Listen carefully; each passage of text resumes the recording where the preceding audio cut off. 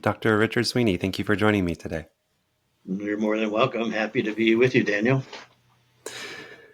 You, from what I understand, you were you were a Roman Catholic priest for upwards 20 years, something like that? About 20 years, yes.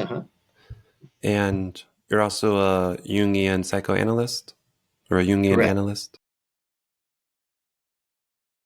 Can you tell me from all of your years of,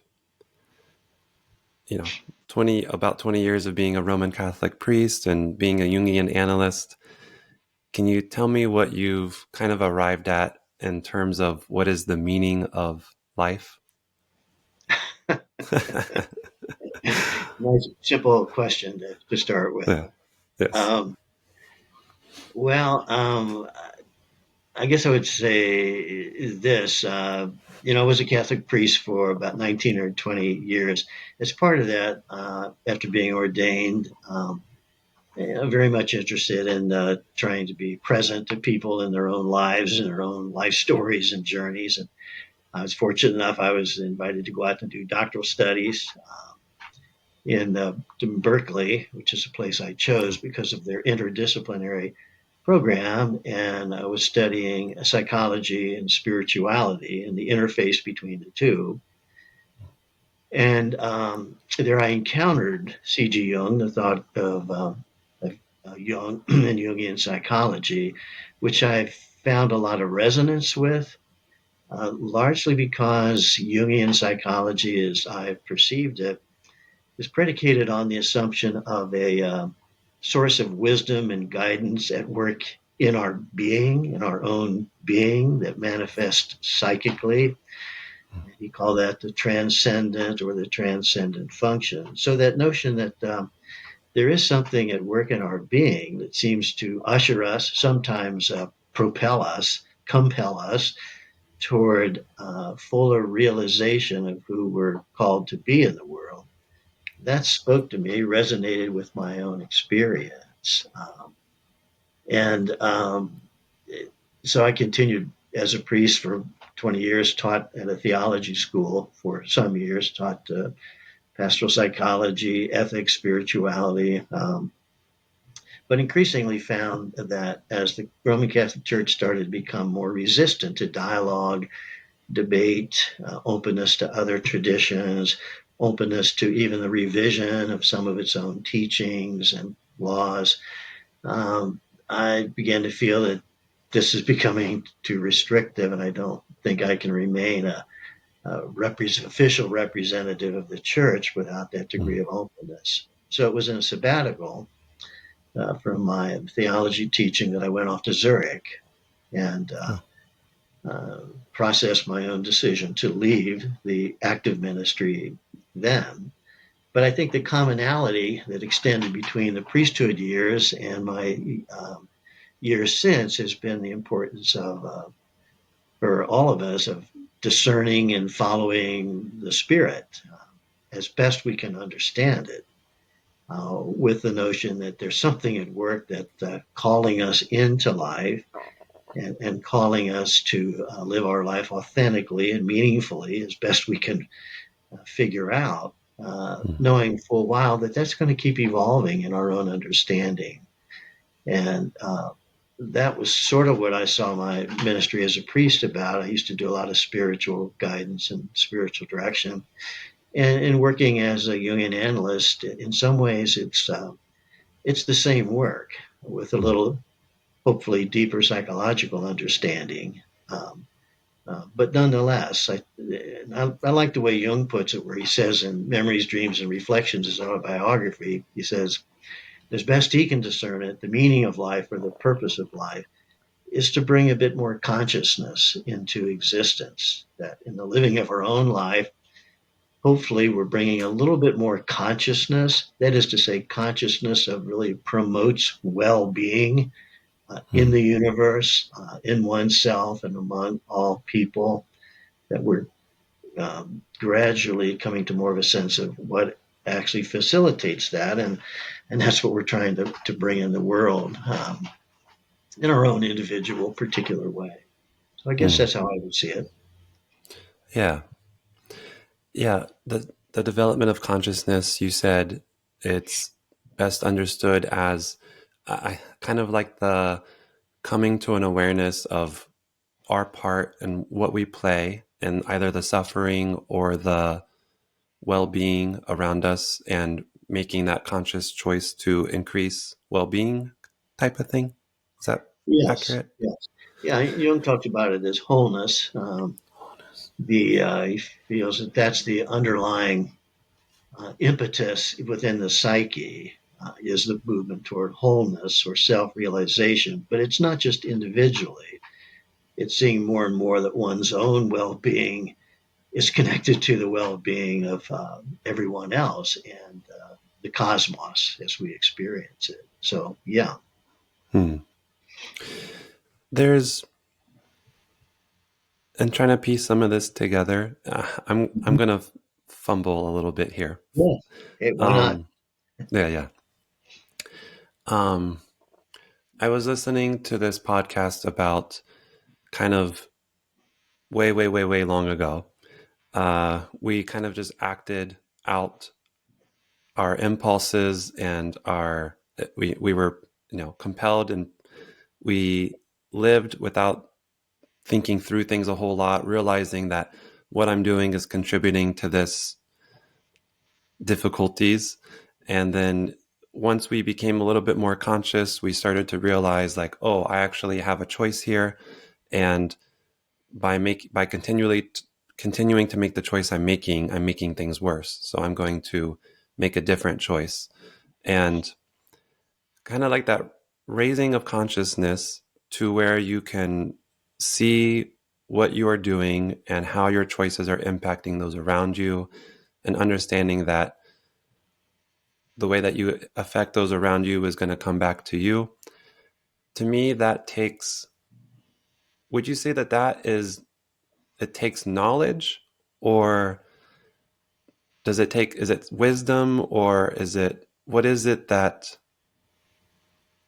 one attains in order to start seeing their choices in that light? Hmm. Well, I guess I would say it takes awareness and the willingness to self-reflect. Um, Hmm. go back to Socrates' great line, "No theis auton," know oneself, and many of the Christian mystics say something similar. Say Thomas Merton, when I found my true self, I will have found God, or how God is working within me. So Oh. I would say it has a lot to do, not just with conceptual knowledge, but with awareness of what it is that I'm experiencing. So I have an impulse. Let's say I find myself getting angry or enraged. Now, recognizing that and owning it or acknowledging it is a first movement toward consciousness. I become Hmm. aware that, oh, this is in fact what I find myself experiencing. And from Jung's view, all of our emotional reactions, thoughts, and even behaviors are symbolic. They're conveying something to consciousness. They're trying to let us know more about our experience. If we can um, become aware of it, embrace it, accept it, and then try to understand where it comes from, what it's saying to us. To try to do that before I just act it out, because that's what perpetuates conflict and projects it out into our life. Hmm. So if one can strive for some awareness, some acceptance of whatever one's experience is right now, and then kind of gradually discover what is it saying to me. So if I find myself angry, anger is in and of itself a healthy emotion. We all have anger. Hmm. And if it's one of the ways that psyche alerts us to oppression or the frustration of our legitimate needs, if we're feeling oppressed or some needs that we have are not getting met, we're likely to feel angry. Now, okay, if I can recognize and get to know what is that, then it makes it less likely for me to blame somebody else on the outside for what I'm feeling or to just Hmm. act it out without reflection. So in some ways, that's part of the challenge, I think. Hmm. The reason I kind of bring that up is there's a quote. I wish I knew which part it came from, but where Carl Jung says, knowledge does not enrich us, it removes us more and more from the mythic world in which we were once at home by right of birth. And I wonder, like, can you come to awareness in that way and not end up removing yourself from, like, does that type of awareness bring about the existential crises that we find ourselves in? Does that make sense? Can you say more about existential crises that we Yeah. find? I think the way that I'm in my mind, um, when you grow up and you accept the cultural norm and you accept what everyone's doing, you accept all of the creeds and religions and all of that that you're raised in.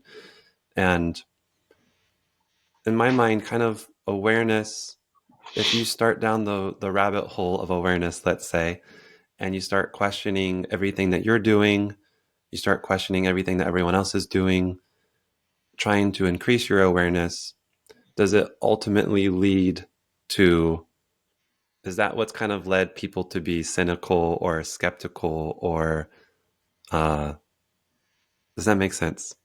I think so. I mean, obviously, and I think you bring this out well, we can't question everything. Hmm. You question everything. You know, every institution I am or have been a part of, every person I've known, my parents, my family, that leads to a pervasive self doubt and skepticism. So, Yeah. um, to my way of thinking, it's like we question the things that we notice coming forward most prominently in our own psyche or experience.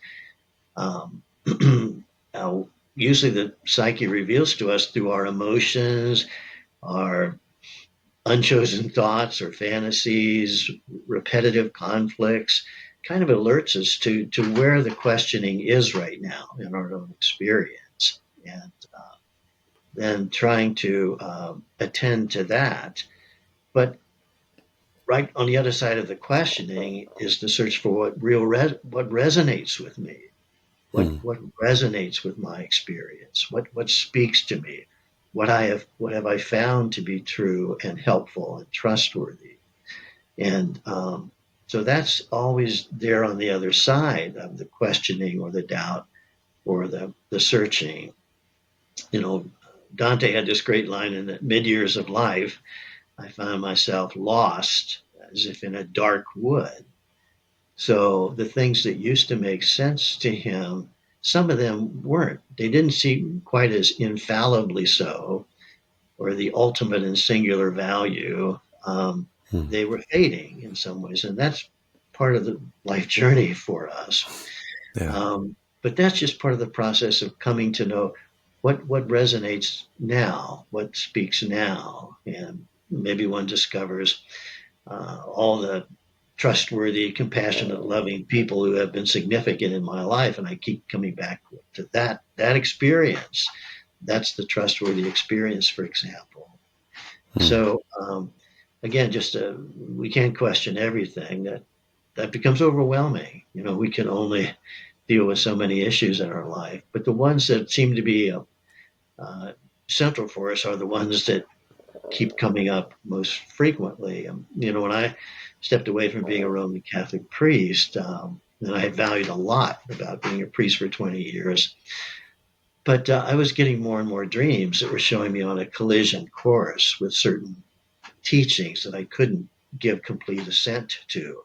Hmm. Now, to see those as part of the historical development of the church, I could see it that way and was quite comfortable with continuing to discuss and dialogue about those. But when there was no dialogue, when there's no discussion, and when I was getting from the authorities in my life messages to speak only perfect orthodoxy, Hmm.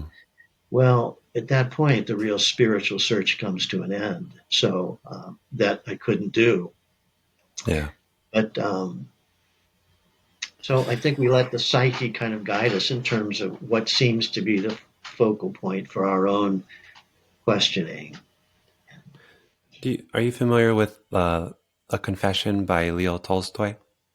I don't think so. No. Ah, he in that book, he kind of goes through his midlife. He was like around in his 50s, his kind of midlife crisis. He had written Anna Karenina already and War and Peace, but he Oh, felt like life was meaningless and he was on the brink of suicide. And he was raised an Orthodox Christian, uh-huh. and he basically started questioning, is life meaningful? And he had to, he completely redeveloped his understanding of God. And he started to, he, uh, he saw he said in his words, the peasants, the Russian peasants at the time, that they were not well off. They were not these. They didn't, they weren't highly educated, but they seemed to have all of the answers, whereas he had no answers. And so he kind of looked to them for guidance. And but at the end of the book, he's talking about his struggles with not being able to assent to certain religious creeds that he grew up assenting to, and it's kind of his struggle with finding the answers. It just kind of reminded me of that. And Yeah. yeah, that's actually This is kind of what I was thinking of too, asking these questions is um kind of that, yeah, the existential crisis that I think sometimes can come with the trying to find answers. Like even I yeah.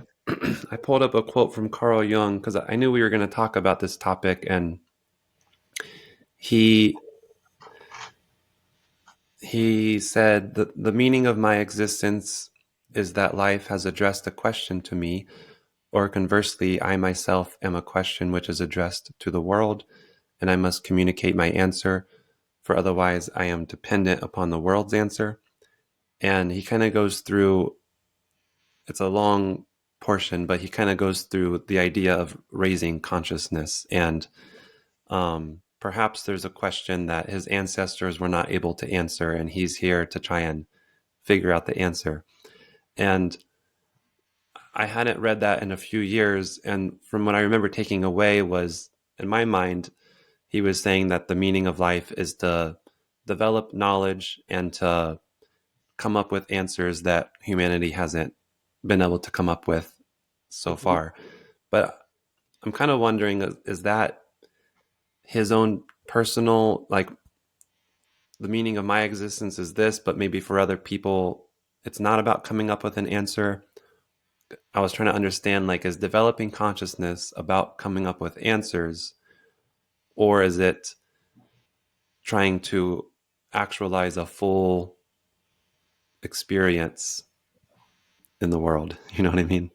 Yeah. Um, I guess I think it's more than just coming up with answers as such, because that can Hmm. sound rather conceptual sometimes. And the Hmm. other book you mentioned, where talks about knowledge only gets you so far, you have to return to the mythic uh, origin of one's own existence, which I think he's basically saying one has to also attend to emotion and feeling and desire and instinct and all the innate natural movements within our own being, which he called the archetypal realm. Hmm.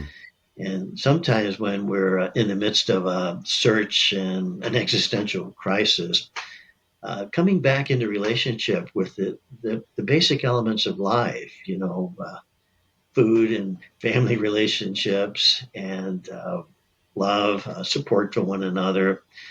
It's almost like just returning to what we find some sustenance in is where we need to be. And Jung Hmm. himself said that when he was going through his own midlife crisis and a lot of the professional approaches in his life were up for grabs, the home life was significant for him.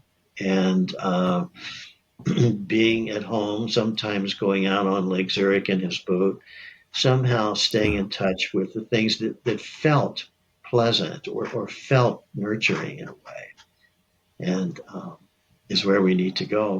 But ultimately, if we're called to a relationship with our true self, that's another way of trying to talk about it. Or we're called to live authentically as best we can. And if authenticity means we're living our life in accord with what we believe to promote well-being and wholeness, we've come to believe that this seems to be the best I can do to promote well-being and wholeness in my life, as best I can discern it right now. 10 Mm, years from now, my energies may have shifted and I'll find, now it needs to be something else, or it can only be something else. mm, So I think it's that living authentically and arriving at what I have come to believe or trust right now most promotes wholeness and well-being for myself and others. And that's always somewhat individual.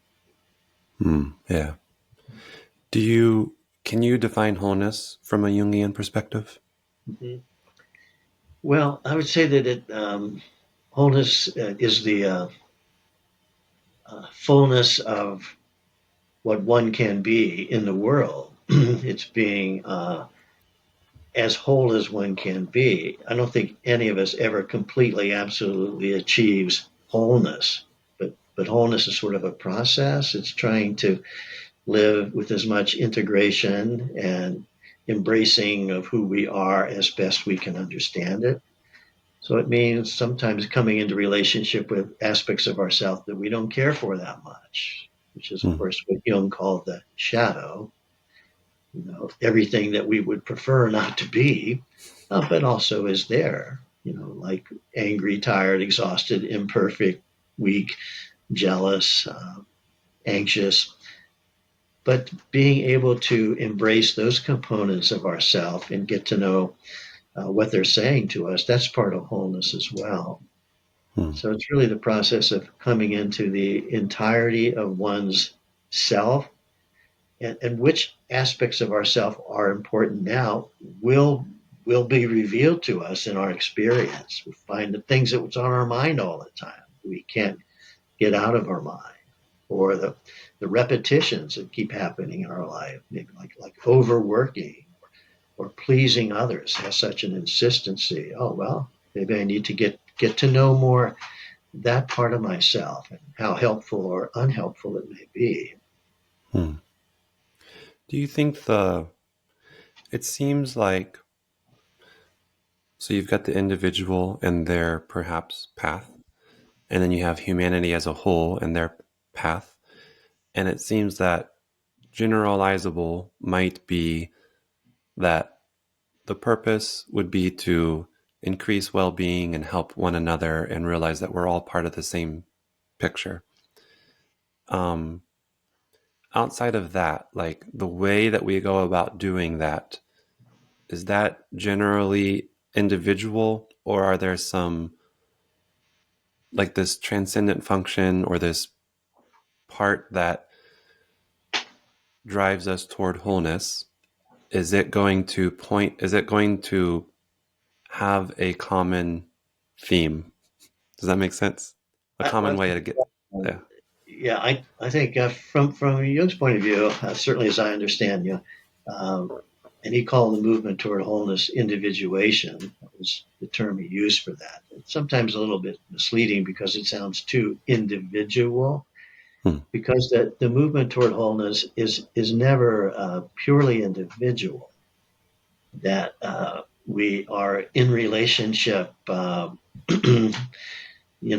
our family, our culture, the people in our neighborhood, the natural resources in our world. And now globally, we're much more aware of the influence of all people worldwide. So those are always factors that are impacting our movement toward wholeness.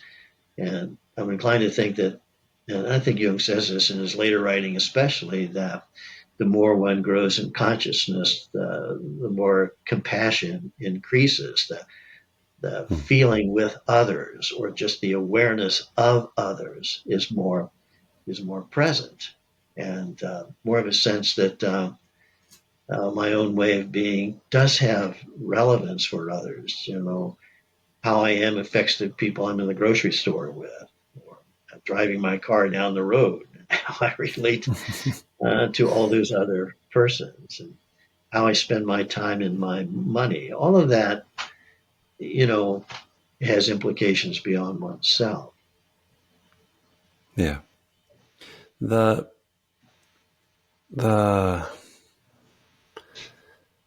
I wish I had this pulled up. I heard Edward Edinger. Um oh, it was a sufficient consciousness of wholeness.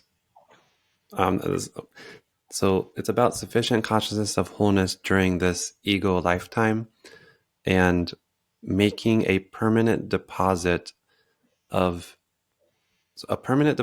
that individual consciousness can be deposited in the archetypal psyche, symbolized by having your name in the book of life. Um, he was speculating here, but he was saying that it requires a degree of individual differentiation, and there has to be unique individual differentiation. Um, like a person has to attain a certain level of conscious development, and he was he was going through the book of Revelation, but he was kind of speculating that sometimes he's thought of it as your name being written in the book of life, as you are someone who has kind of made your stamp on consciousness. You've changed it. You've in Uh-huh. some way. What thoughts come up?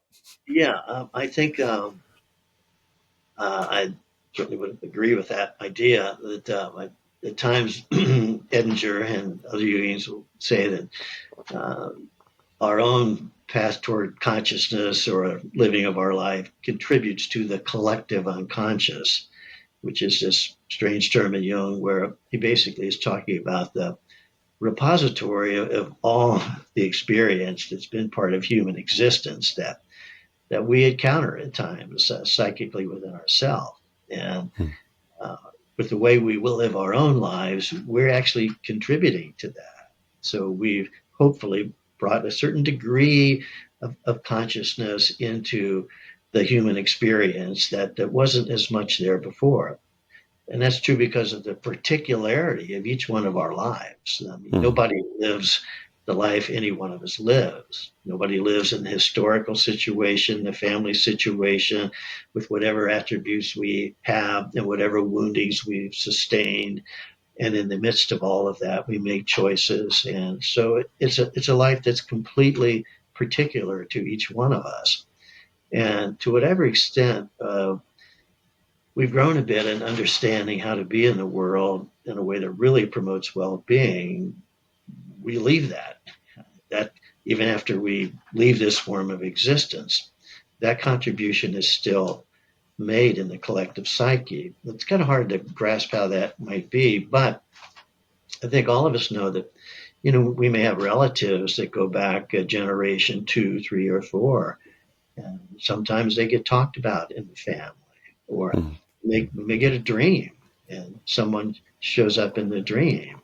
Well, that's an image that something about that person is part of my psychic life or world now. Hmm.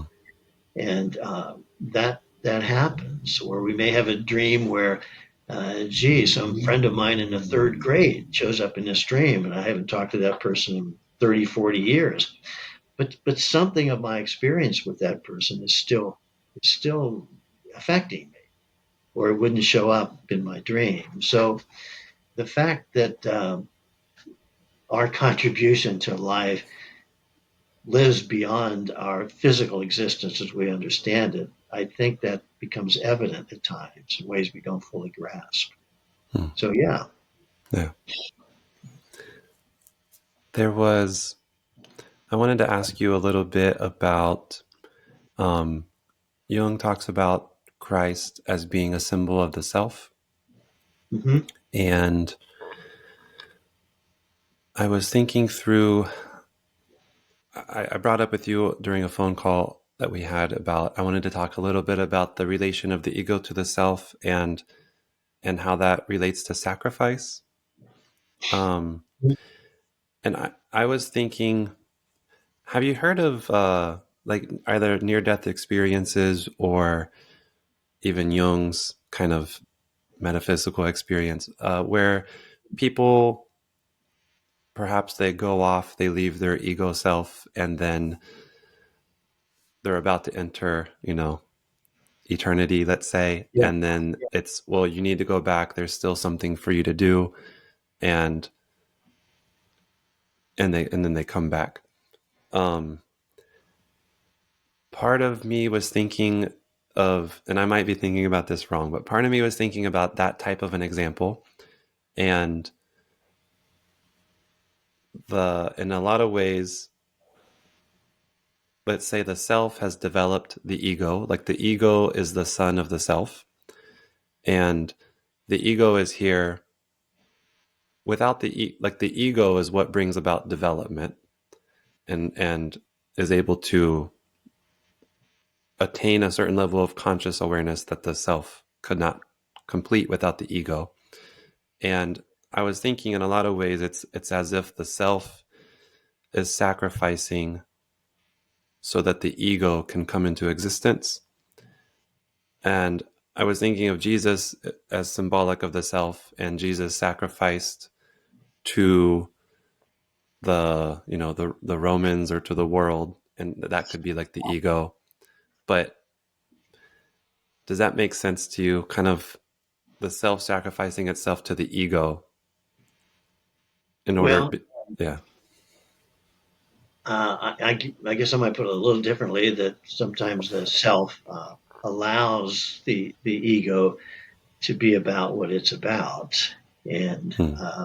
even if there's something about what the ego is about that's not entirely adequate. So I think it might be say, yeah, that the self endures that or suffers that or allows that. If one brings the term God into it, so God allows humans to take time to discover what needs to be discovered. So there's a certain kind of patient endurance or suffering that I guess one could say um, the self God endures. That's true. Hmm. But on the other hand, the ego frequently has to sacrifice its intentions, its preferences, the preferred ways of being to the larger reality of one's self. So in my thinking, it's probably a bit more customary that the ego, as it's developing, Hmm. as it's asserting and expressing itself, which is crucial and important, now and then has to yield to some other wisdom that's now showing up in one's being. Like, one might want to be perfect in one's way of being and always caring, always compassionate, always loving. But we discover now and then we get irritated or get overwhelmed. Well, now the ego, all right, has to yield to that reality, the larger reality of the self, which sometimes contains aspects of reality that we would prefer to have not much to do with. And as Jung puts it in Mysterium Conjunctionis, one of his last works, that every experience of the self is to some extent a defeat to the ego. Hmm. It's like reminding us that our current way of looking at things and approaching things doesn't have it all together. We have to now and then make some adjustments to that. Hmm. And does And that typically happen more so during the second half of life or like mid 30s and past that? I remember Jung saying something about around that time of, yeah. yeah, I think it especially happens at that time of life, the so-called midlife transition or crisis, which can be anywhere from the 30s to the 50s. And it's when we discover whatever kind of life structure we've tried to shape, in terms of work, career, religious belief and understanding, community involvement, family structures. Um, we discovered that however it's been constructed, it isn't adequate enough to give expression to or comprise other dimensions of our self, the self. And that's a difficult time where Hmm. we have to kind of come to some recognition of what's inadequate, like what aspect of self is not being sufficiently honored, and how do I allow that to call for a certain kind of reshaping. So there's a certain kind of defeat to the ego structure that we've put together. And ironically, the more we resist that, the more internal conflict we're carrying around in our life that we might actually be acting out in other situations. So, Hmm. Okay. yeah. Um, I was going to ask you if I could. There was a. I was speaking somewhat about this topic and the topic of Christianity and God and the atonement and all of that with a few others. And someone left a comment on my YouTube channel, and I was going to ask you your thoughts on their comment. Is that okay? Sure, that's fine. It has to do with all of this. Yeah. It's they said basically you guys spoke about Jesus and God. What about the Virgin Mary? Where does women stand in all of this? As grown in post-Soviet country which adapted Christianity lastly in Europe, I find that to find wholeness for women in Christian mythology is very complicated. I myself think a little bit Jungian, and I look to identify myself with certain myths, but trying to find a figure in Christianity, I failed somewhere. Um, and then they talk about in Christianity, it seems to offer mainly a saint or a prostitute woman archetype, either like suffer, be a saint, or be judged by society. Um, and I know Jung talked a little bit about there's the feminine in Christian myth, but do you have any thoughts on where the feminine can fit in better to Christian mythology that it's maybe we're lacking? Well, I think that's a great question. It's a very challenging and significant question to wrestle with because I think the role of the feminine within Christianity is a significant issue. And Jung thought that himself. He felt that the Christian God image, as it's developed over the centuries, did not really include the archetypal feminine sufficiently or enough. That the Hmm. ways of thinking about God, talking about God, were pretty much embedded in the more archetypally masculine values of concepts, beliefs, certain ways of acting. And the feminine did not really have equal status. Now, if it's true that God comprises all of reality, then that means God is also feminine in some way. And that particular dogma or belief, I do think has been subordinated in Hmm. Christianity and in Catholicism. Jung said, I think in a somewhat exaggerated way, in 1950, when the dogma of the Assumption was declared by the Catholic Church that Mary was assumed body and soul into heaven, he said, this is an important moment for finally now the feminine womanhood is incorporated into the Godhead. Hmm. And I think that was a great notion. I'm not so sure that historically that's the way it's worked out because at least in Roman Catholic tradition, the feminine still doesn't have an equal place within church structures in that. Um, Now, oftentimes, though, certain images of like Mary, the Mother of God, as one who is open to the message of the Spirit in the phenomenon of the Annunciation and the call to be open to receiving God into oneself and to sacrifice one's own ego intentions out of openness to that. I think there, in my mind, you do find an image of the feminine that's pretty engaging and life giving. Hmm. So there's that. And there certainly are examples in Christian tradition of very dedicated women who dedicated their lives to uh, social well-being. Dorothy Day is often spoken of as such a person.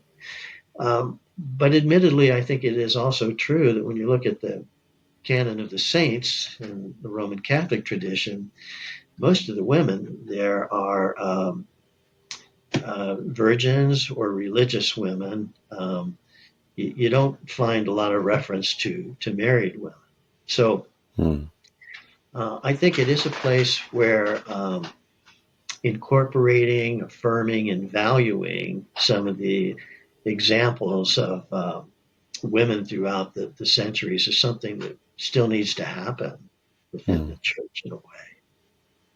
So, Yeah. Yeah. I was talking with some friends about how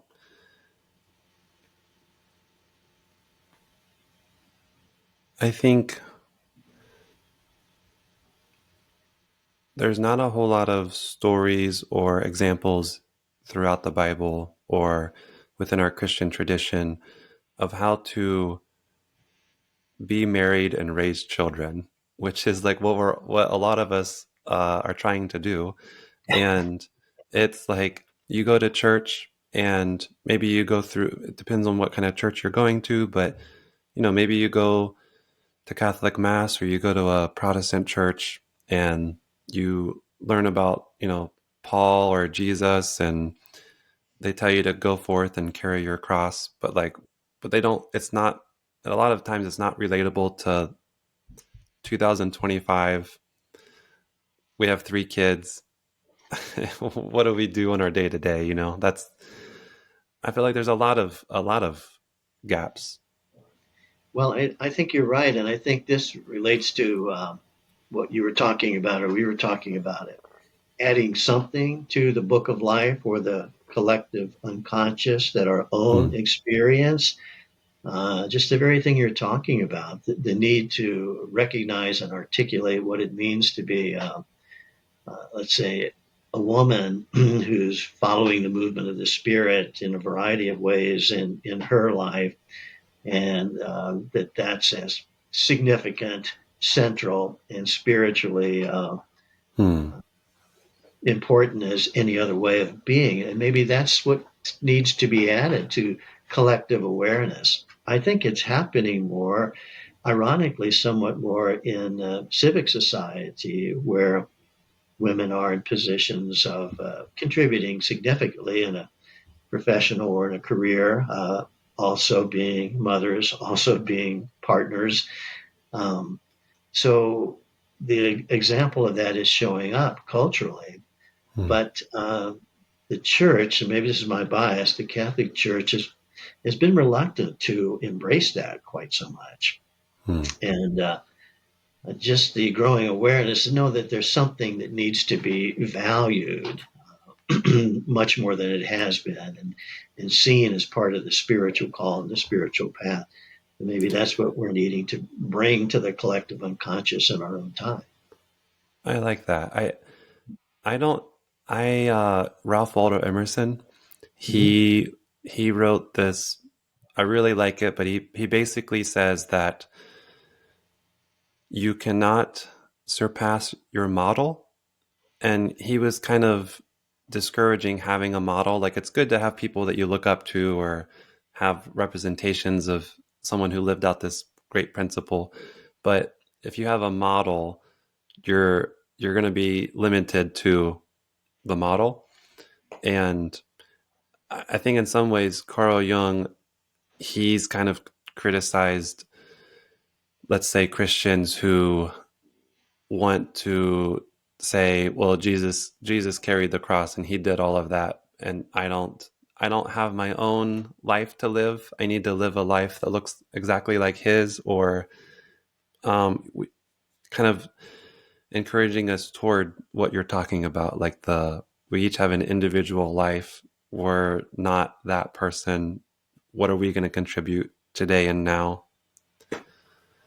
Yeah, I think that's so right. And Jung talked about the imago Christi, the image of Christ, in several of his writings in the second half of his life. And he says that for him, the imago Christi, having the image of Jesus as the guide in one's life, to him means living one's own life as authentically as one can, as did Hmm. Jesus live his life.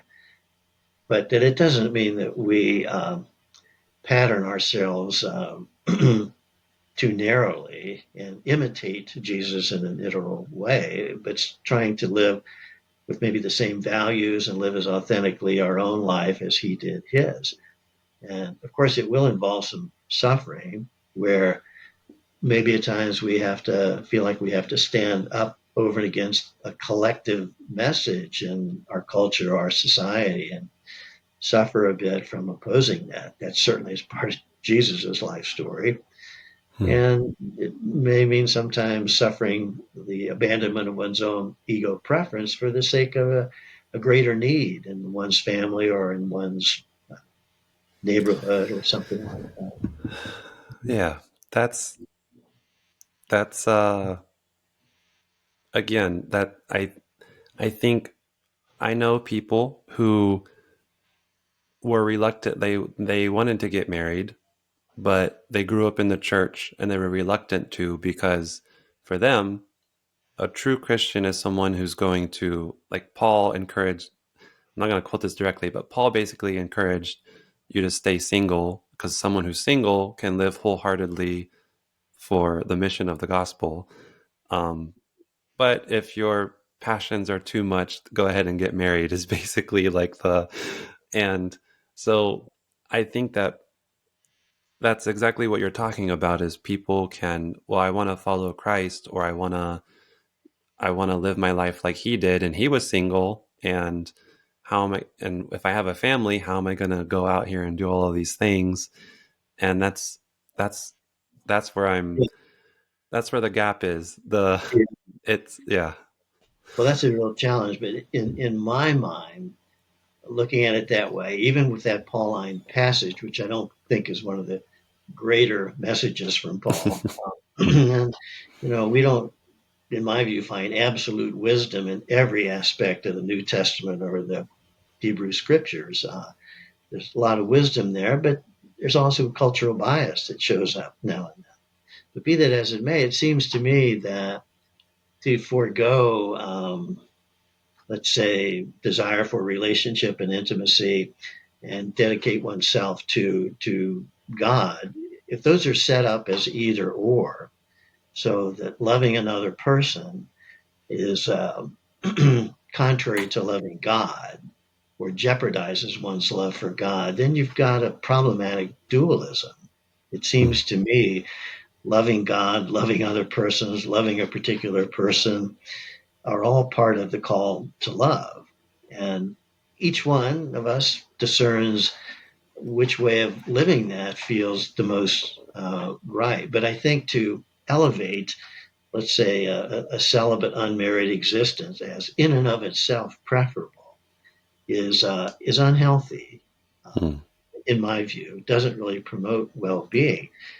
There may be some persons who, because of their particular call or what resonates with them or their way of being, may find themselves really drawn to that way of living their life. And of course, that's fine. But I don't think one choice is intrinsically superior to the other, Hmm. Yeah. my opinions. Yeah. Um, is it okay if we move into the a little maybe stickier topic of the dark side of God and what that means? Sure. Yeah. um, so I know Jung talked about wholeness, and I believe that in his writings, trying to encapsulate the wholeness of God, we've left off God's kind of dark side. And it wasn't surprising that in the New Testament, when Jesus showed up, that's also when Satan began to show up more, and Satan was there to tempt Christ. And um, so, can you kind of talk about your understanding of that and what is the dark side of God? Well, I'll try to talk about the dark side of God. Uh, in my view, I think what Jung means by that, or at least what makes sense to me, and Jung's talking about that, is that it's the notion that sometimes God's action, and of course, recall that Jung believed that this transcendent presence, energy, force within the psyche is a transcendent factor that operates beyond our ego consciousness. In that sense, it transcends that.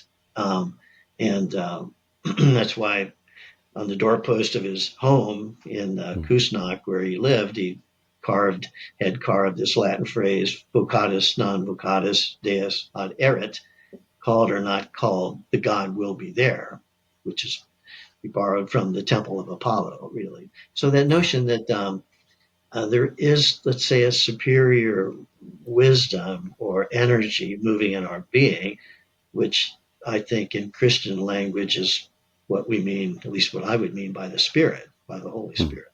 So the dark side of God, I think, refers to the fact that sometimes the action of God in our life may manifest in a dark way. That is to say, a way that's shaped by a lot of unpleasant affectivity. mm, It's not what we're wanting to be experiencing. It may have something to do with anger or fear or jealousy, anxiety, sexual desire, feelings of hatred. Um, Sometimes what's being brought into our consciousness for the sake of wholeness is darker material. And in some way, that is a manifestation of God trying to bring that closer to our awareness, that we might come to know what's meant there. So maybe, in fact, just fairly recently, I got somebody who called me and wanted to have a session because they're mm, filled with hate for a particular person. And this is a person who's in the ministry, shall we say. yeah. Um, but I would think that's the dark side of God. It's not so much that God wants us to hate, but that that experience can mediate the revelation we need to get, the understanding where the hateful feelings come from. And maybe they're related to other ways in which we've been mistreated in the past or have been violated or our legitimate needs have been ignored. And now this encounter with this other person has activated all of that. Well, that's important material to just come to know within oneself and to discern what's the best way for me to be with this. So sometimes, therefore, the way God is operative in our being has a darker quality to it. That's not Mm, what we would expect. And I like this one quotation from Jung very much, where he says, "One does not become enlightened by imagining images of light, but rather by making the darkness conscious." mm, Um, so that has to do with the dark side of God. It's this notion, it's the darker material at times within the psyche is the place where God is at work, trying to reveal something or make something known to us. So that's how I understand that. There's a great story in Jung's Memories, Dreams, and Reflections. Um, One of his first experiences of the dark side of God, so to speak. When he was 13, he tells the story of he had a terrible thought that was bothering him, filling him with guilt, anxiety, and he kept thinking, I must not think this thought, I must not think this thought, but he couldn't get it out of his mind. And so he finally decided, I guess I have to yield to this thought. And so he let himself have the thought or the image. And as you may recall, the image was he sees God sitting on his throne up in the heavens on a golden throne. And then, lo and behold, out from beneath the throne, God releases a bit of excrement, feces. And that comes down through the sky, crashes into the golden dome of the Cathedral of Basel, and shatters the throne, and the walls are shaking. That was the thought, a negative thought, a terrible thought. But he noticed after yielding to that thought, he said, I felt some relief. I felt some relief. Is this something is okay? And I started to feel something like grace, that somehow I was supposed to yield to this. And of course, he came to understand that as one of his first experiences, that God, the transcendent, and the institutional expressions of it are not one and the same. Hmm. And sometimes the activity of God might actually want to shatter or change something. Hmm. So, in a certain sense, it was kind of yielding to a darker thought and to the notion that God sometimes wants to destroy an ego fixation or something like I want to be perfect, and yet that's going to be shattered by my falling into my own imperfection. Hmm. So, in general, I think that's kind of what I understand to be the real value in Jung's talking about the dark side of God. It's only for God to always be present in our lives in images of light. Sometimes that's so, but the more challenging, transformative times is when we're encountering something that stirs us, creates some difficulty. Uh, it's like Paul's experience of being thrown to the ground in the Acts of the Apostles. That's an experience of the dark side of God that knocks him off his horse, according to the common myth about that. Hmm. So that happens at times. You know the story of after Jesus' baptism, he goes into the wilderness and he's tempted 3 times by Satan. Mm-hmm. Um, I think a lot of times, so what you're talking about, what's coming up in my mind is people who, so in that story, Jesus is tempted by Satan 3 times, and each time he resists the temptation and he quotes back scripture, and then after the third successful temptation is overcome, it's done away with, and he's Satan leaves. And um, if I'm following what you're saying, it would be it, in that story, in some ways, Satan would be a representation of the dark side of God, like for Jesus.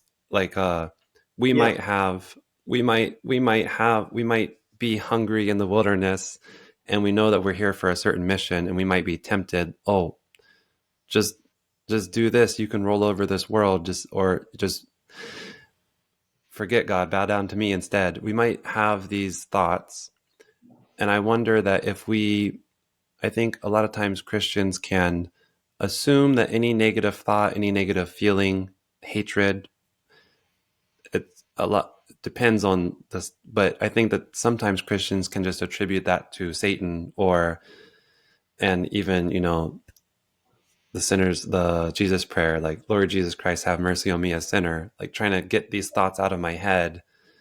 Um, Yeah. that's just what I would from what you're saying, I would say that that's a missed opportunity for a lot of people to stop, and maybe this isn't coming from some dark force, but it is coming from God, and it's revealing something that is taking place in me that I need to take a look at.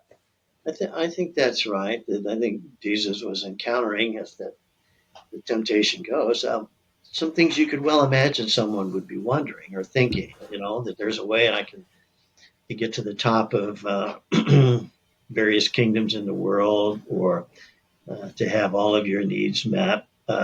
Of course, thoughts like that would come forward, and it's helpful to meet them, even to be in dialogue with them. And then there's always the question of discerning: is that the way I feel drawn to go, really. Hmm. And obviously, according to the temptation of Jesus, he did not acquiesce to that. But this notion that those thoughts themselves are intrinsically evil and I must banish them as quickly as I possibly can, that often just represses them. Hmm. And then they acquire more force because the more something is repressed in the psyche, it's like lingering there all the time. And it hasn't really been engaged enough yet to work through it. Hmm. So I think that that's very much the case.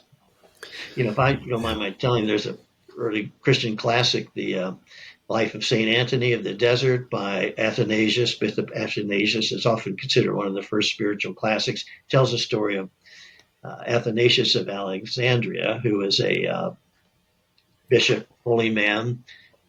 He decided he needed to go out into the desert in order to deal with his own demons. Hmm. And he did. And as the story goes, as he's going out in the desert, lust comes up and confronts him and urges him to join with him. And he wrestles with him a bit, and then it's desire for riches and fame. And he encounters each one and keeps moving and eventually takes up residence in the inner mountain. And that's where he lives. And so people come out to him. And in one passage, a person says, "It must be so wonderful to have met all the demons and totally defeated and eliminated them." And he says to them, "Oh no, no, that's not what happened. I mean, they're all here in the mountain with me, but they don't have that much power over me anymore." Hmm. So it's that notion that engaging and being in dialogue and even wrestling at time with them, that we integrate what's helpful to integrate and are not overly attached to something that's more destructive. Yeah. At least that's the idea. Yeah. Yeah. Yeah. Yeah. Yeah. That. I know I've friends who. Yeah. If guilt starts cropping up, it's the devil must be putting that there. I'm just trying to remind themselves of that they're in grace and and it just seems like maybe a missed opportunity to see where that's coming from. I think so. We can say, well, Yeah. God is there wanting you to maybe wrestle with it, but God does not want you to be constantly burdened by anxiety and guilt for Yeah. things. Yeah. They need to be encountered, and maybe what's needed is more acceptance of oneself. Hmm. Do, do you have any thoughts on the kind of along this stream of consciousness is the when Jesus is teaching you how to pray, there's the line and lead us not into temptation. Any thoughts Mhm. on what is meant by that? Does that go along with this dark side of God, or is that something different? Well, this is just my opinion. Hmm. I think some of the notions that have found their way into Christian tradition, and frankly, even found their way into some aspects of the New Testament, Hmm. um, because the canon of the New Testament is getting formulated over several hundred of years. Some of these other theological viewpoints find their way into there. So lead us not into temptation. To me, has a little bit of a dualistic ring to it, and maybe doesn't recognize that at times, of course, we will be tempted. At least that's the pejorative term, that we'll encounter some aspect of the shadow that creates some trouble for us, and that's part of the journey, like with Athanasius of Alexandria. So now you could say, if lead us not into temptation means lead us not to become overwhelmed by and to fall in an acting out of what's tempting us. Yes, I think, well, certainly that makes some sense. Hmm. And, Yeah, I, that makes but sense. Jesus himself was tempted, as Hmm. you said. So it's not like freedom from temptation is the absolute goal, or wasn't even the reality for Jesus. Hmm. Yeah, and in a sense, Jesus didn't just resist, but he wrestled with that. Yeah, which is the story of Jacob and Esau, and then Jacob wrestling with the angel in the book of Genesis, who's Yeah, called the that's a good man one. from God, that he has to wrestle with for a while as he's going back to meet Esau.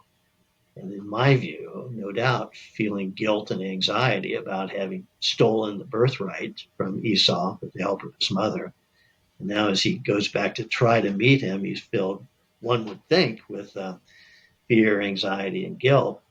So he has to wrestle with that, with the dark figure man from God the whole night. And it could have been a dream or a vision. And he's wounded in the hip, but is also given a new identity. He's now called, you're not just Jacob, you're Israel, the one who encountered that which is of God and prevailed. But he walks with a limp, which to me has a connotation of humility and embrace of imperfection. And the encounter with Esau goes pretty well, actually. So It's been a while. In the encounter with Esau, does he mention his new identity? um, I don't know if he does or not, Oh, that would be interesting. but he uh, seems to approach Esau with a recognition of harm caused to Esau and a Hmm. certain degree of sadness about that. Hmm. And they end up exchanging gifts of animals to one another. So there's a certain kind of reconciliation that seems to happen. Hmm. Yeah, as I haven't thought about that in so long, but as you were talking about that, I started thinking, oh, did he in a way develop this new identity in order to feel confident enough to face Esau, almost as like a compensation, but maybe not. I don't think so. I don't read it Yeah, that way. Of course, we all yeah, read it the way that resonates with us, but yeah, I think he probably had to wrestle with his own guilt. And no yeah. doubt he probably did feel guilty about, well, was that the right thing to do? I thought it was, but it certainly disadvantaged my older brother Esau. I feel bad about that. And if he goes to meet him with that sense of some degree of remorse, some degrees of empathy for how Esau was affected, now you have the beginnings of a reconciliation. So, Hmm. Yeah. I think that was basically all I had lined up. There was the one more thought that I had regarding the dark side of God and how we talked about maybe the temptation to just resist or attribute that to Satan or dark forces or something. But the I was curious if you thought when it comes to our shadow, do you think that, let's say with things like that, the Jesus prayer I mentioned earlier, like, Lord Jesus Christ, have mercy on me, a sinner. Um, does that prayer represent someone who is in touch with their shadow side, or can Christians often too much identify with it? Like, especially if you're coming at it from a standpoint of, I am a sinner, I am fallen, and I can't do this on my own. I need Jesus Christ. I need someone who was perfect in order to raise me up, basically. Is that is that kind of an attempt to move toward recognizing and acknowledging our shadow in some ways, or is it unhealthy? well, I think that's a very good question. Of course, a lot really does, I think, depend on how one looks at that phrase. Lord Jesus, have mercy on me, on a sinner, and how one looks at that, what it means to them. I personally think it can be unhealthy. It can be unhealthy if that means to a person that uh, as a human being, that my nature is to be in sin, that that I am innately a sinner, because that leads one to sort of then distrust that there's anything of God moving in my inner world, Hmm. in my thoughts and feelings and emotions and desires, that somehow the God is in that. And there's a lot of theology in the Hebrew scriptures and the New Testament that would say, well, no, God is the center of our own being. In the second story of the creation, God takes clay and breathes his own breath into it and it becomes a human being. So the notion that God's own spirit or breath is the life force within us has this notion that it's not like we're intrinsically evil, that our human nature is fundamentally flawed and broken. But I think the Christian doctrine or notion of original sin sometimes reinforced that belief. So the unhealthy part of it is it means there's nothing about my humanness that I can trust. And it gets into a dualistic way of looking at the world, that I'm a sinner, only God is good. Uh, but then how does one internalize God into one's own way of being, or how does one allow God to move through one's own being? So then I think it can be unhelpful. On the other hand, uh, if seeing oneself as a sinner means that there are imperfections within me, or at times I find myself, as Paul did in Second Corinthians, where he's talking about the thorn of the flesh. You may recall the passage where he said, "There's a thorn of the flesh that I wanted to get rid of, that my whole life, and I could not." And finally, God said to me, "Look, um, in your weakness, power reaches perfection. Uh, my weakness is a gift to you." And Paul ends up saying, "Well, now I acknowledge and celebrate my weakness." So there, he's not necessarily seeing himself as intrinsically evil or depraved by this thorn in the flesh, but in some way he's moved to accept it as a part of the limitation that he kind of wishes weren't there, but apparently is. And I think that's, in my mind, much closer to what Jung's talking about embracing the shadow. So to see Hmm. oneself as a sinner is okay if we just see that as a, yeah, sometimes I run into limitations in myself. I get tired, I get jealous, I get angry, I get needy, I get lustful, and okay, that's there. But I can meet it, listen to it, get to know where it's coming from, why it's showing up now. And in that way, it doesn't have power over me as much. Maybe Hmm. sometimes I have to yield to that part of myself, not work so hard, or not perpetually try to please people, or let myself speak with some anger in my voice because I need to assert something. So again, seeing oneself as a sinner in that way, I think can be healthy, but I don't especially like that phrase myself, Yeah. because I think it too much leads to the other notion of sort of depraved human condition. Hmm. Yeah. Mhm. Yeah. Well, thank you. This has been very enjoyable. Well, good. I've enjoyed it as well, and I appreciate your thoughts and questions, and even those shared with you by somebody else, continuing to reflect upon. Yeah. Yeah. Um, yeah. I've been thinking. I've been trying to think about a lot of this stuff for a while now. So it's very helpful for me to hear your thoughts on a lot of this. So thank you. Yeah, and thank you for Yeah. sharing them, because it brings back to the fore thoughts I've turned about quite a bit myself over the years, Yeah. and important ones to consider. Yeah.